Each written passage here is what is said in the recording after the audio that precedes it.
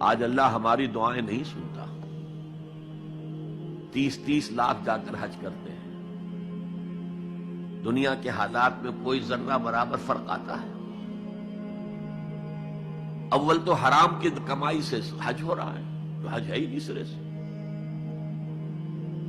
جو کچھ کرتے گئے تھے سودی کاروبار وہی آ کر دوبارہ شروع کر دیا. سرکاری ملازم میں تو جو رشوت پہلے لے رہے تھے اس کے بعد آ کر شروع کر دیا. یہ کیا ہے؟ یہ تکذیب بالعمل ہے، جھٹلانا ہے. تم نے اپنا نصیب یہ بنا لیا ہے کہ تم قرآن کو جھٹلا رہے ہو جیسے کہ انہوں نے جھٹلایا تھا. مثل الذین حملوا التوراۃ ثم لم يحملوها كمثل الحمار يحمل اسفارا. ان کی مثال ان گدھوں کی سی ہے جن پر کتابوں کا بوجھ لاد دیا گیا. مکالمات فلاطوں، گٹھڑی باندھ کر گدھے کے اوپر رکھ دیجئے تو کیا وہ واقعی منطقی اور فلسفی بن جائے گا؟ یہ مثال اللہ دے رہا ہے.